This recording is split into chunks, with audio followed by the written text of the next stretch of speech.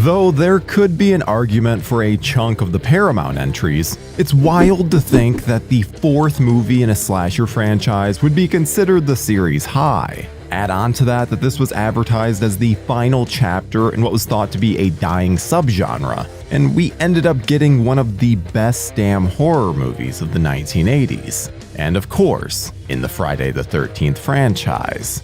Let's lay it all out. Cory Feldman, who was on his way to becoming an 80s staple, debuted as Tommy Jarvis, who would become the series' main protagonist. Tom Savini, the original makeup artist from the OG, was brought back, and we got one of the best iterations of Jason Voorhees, courtesy of icon Ted White. So let's dance like no one's watching, no dead fucks allowed. Sorry, not my words. And once again head back to Camp Crystal Lake as we explore the making of a classic slasher and ask what happened to Friday the 13th, the final chapter. What? It says you're a dead fuck. What? A dead fuck? For every trend that feels like the sky's the limit, we always have the sobering reality that this life is constantly changing, and what's cool now quickly becomes irrelevant in the grand scheme of things. Slashers didn't quite have the same epic length in their golden era as others, but like that of a beautiful star full of blood, boobs, and mayhem, they burned twice as bright for half as long. The subgenre was already waning by the time Friday the 13th Part 3D was released, and the mood over at Paramount was shifting. Though it was a success, producer Frank Mancuso Jr. felt that the violent slasher resentment from family groups and significant publications was becoming an issue, and decided that the fourth Friday the 13th would be the last. How does one walk away on such a high note? Well, the thought was that you could kill your horror franchise before it gets stale, hence the final chapter moniker. It should be said that there's no guarantee this would have been the last entry, and that producer Frank Mancuso Jr. was more the one who wanted to move on and expand his reach within the company. But everyone involved believed, at least at the time, that this would be the final nail in the proverbial coffin of Jason Voorhees. After directing duties on parts 2 and 3, Steve Miner politely declined to return for the final chapter, saying, "The success of that series is based on remaking the same film over and over again. As a filmmaker, I wanted to go on to something different." Enter Joseph Zito. After his little special effects heavy slasher flick, The Prowler, caught the attention of Paramount, Mancuso took a meeting and a liking to Mr. Zito, trusting that he understood what types of movies they were trying to make. With a director on board, what would make the final chapter unique? How does one go out with a bang 4 movies in? Even if there were noticeable differences story-wise, each entry was essentially the same thing, with the same vibe. But as Joseph Zito put it, he pitched a smarter movie that would focus more on the characters alongside the ultimate set from hell ideas. Shooting mostly at night? You got it. Putting a middle schooler as the main protagonist along with his family and the main characters? Absolutely. Add in an adorable golden retriever since animals are always easy on set? You're goddamn right. Put some of the most important scenes in the rain while shooting in the middle of winter? Easy peasy. Now it was time to put pen to paper, and according to Zito, Paramount wanted a single vision idea for their last hurrah with Jason Voorhees. But the only problem was that Zito wasn't a writer and never claimed to be one. However, he knew of one with whom he could hash out an outline, one that he was working with on a script before he was hired on to the final chapter. Bruce Hidemi Seiko came aboard and helped work out the general idea for Part 4, while Barney Cohen was brought in to help write the actual screenplay. Bruce sketched out the general story and deaths, and Cohen brought in the family angle and helped strengthen the characters. We don't get great interactions from the likes of Ted and Jimmy without the heart of Cohen's writing. They both agreed that nothing would be worth a damn if we didn't care about the fate of the screen cast. It may sound ridiculous now, but killing for the sake of it only goes so far. We needed to give a damn about the teens if the final chapter had any chance of actually feeling, well, final.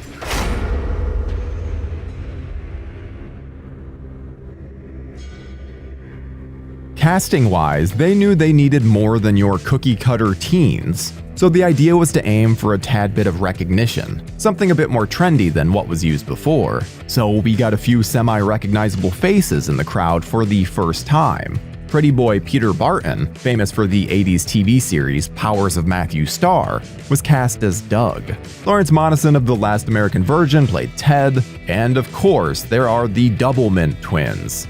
You just had to be there, as Tina and Terry. Now we can't leave out Crispin Glover. Though his dad Bruce was quite well known at the time, the Glover family's eccentricities were not a one-off. Very clearly passed down to his son, Crispin's Jimmy character was strange yet sincerely charming, the kind of casting that would stand the test of time. There's a reason he was then, and still is, a fan favorite. You can't just wing sick dance moves like this and not be one of the greatest.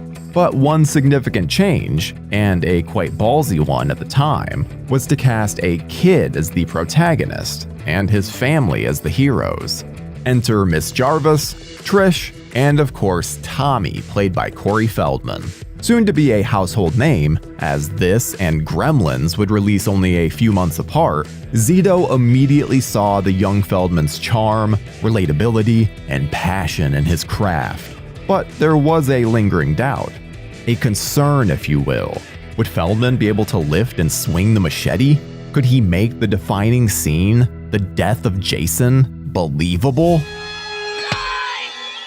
You're goddamn right he did. We got our first introduction to what would be a recurring character in the Friday the 13th franchise with Tommy Jarvis, and it all started with Mr. Cory Feldman.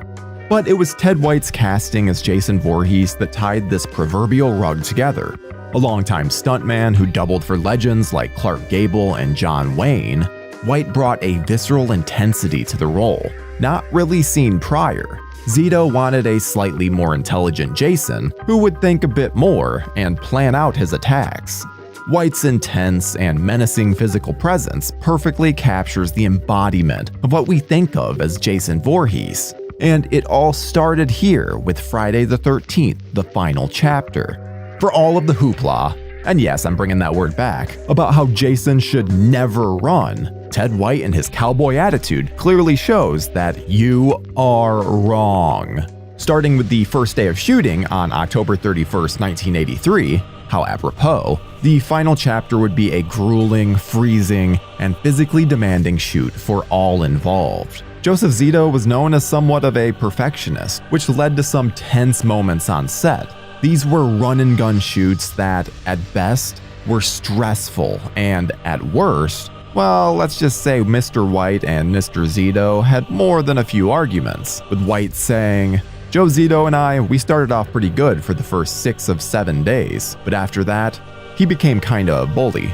Judy Aronson's death as Samantha was difficult to shoot, and led to an unpleasant confrontation between the two. The raft kill was shot in an actual lake. The final chapter was a low-budget movie, so there's no surprise that a water tank wasn't used. But this was in the middle of a Southern California winter, and wouldn't you know it, the water was bone-chillingly cold. Though her lower half was in a wetsuit, for the effects to look real, her top half needed to be exposed, and required to be in the lake for hours. Judy had said that it nearly broke her, and all the time spent freezing in an awkward position brought her to tears. Now add on to that a case of hypothermia, and this pissed off Ted White. He had had enough and called for her to be pulled out. And Zito allegedly responded, "Why don't you do Jason and I'll do the directing?" This caused White to threaten to leave if Judy wasn't taken out of the freezing water. This led to more than a few occasions of Ted telling Zito to rightfully kiss my ass. Before we continue with our video, here's a reminder to click the Store tab on any of our JoBlo channels and browse our collection of the latest and freshest designs in our merch store. Go get you some. Ted! Hey, Ted, where the hell's corkscrew?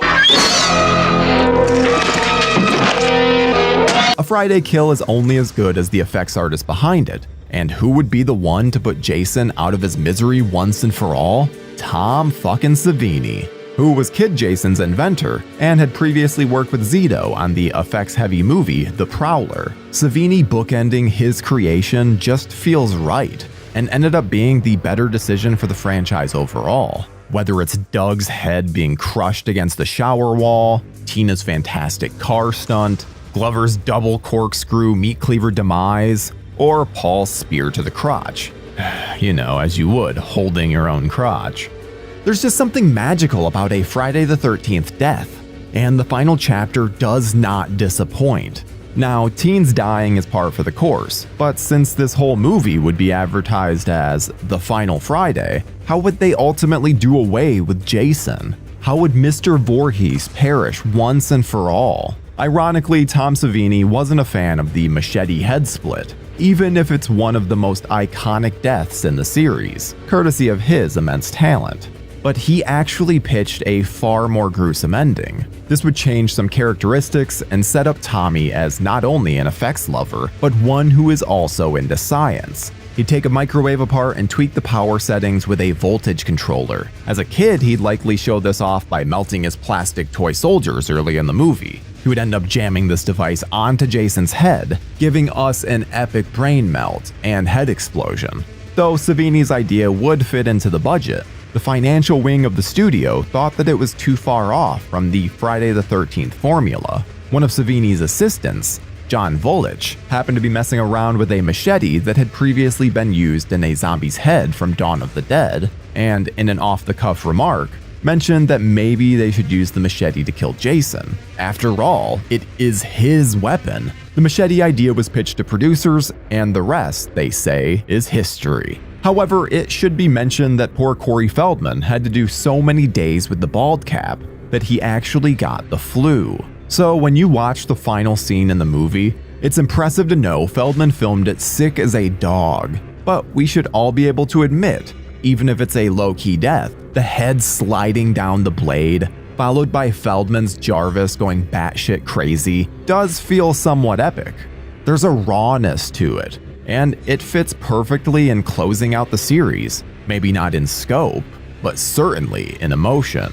On Friday, April 13th, 1984, Friday the 13th, the final chapter, grossed $11.2 million in its opening weekend, setting a record for the series and Paramount Pictures. The reception from fans was ecstatic, grossing right under Part 3D with $32.9 million, and becoming the second most successful entry. And what of its legacy?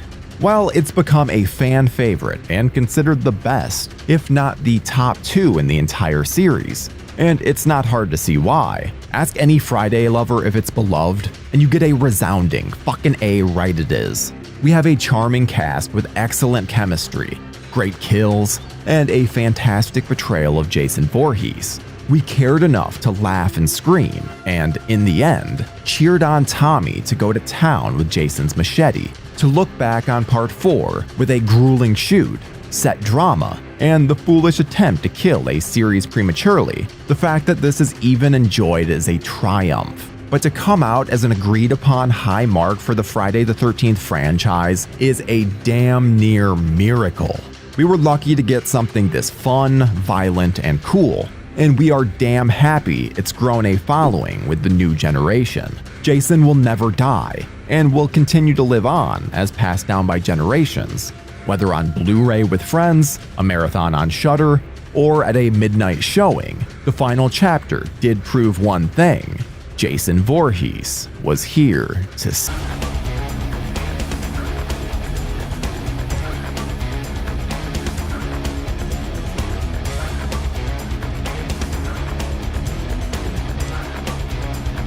Thank you for clicking on our video, everybody. If you like what you saw here, please make sure you like the video and subscribe and share with your friends who like this sort of content. JoBlo was created by movie fans for movie fans, and we appreciate your support.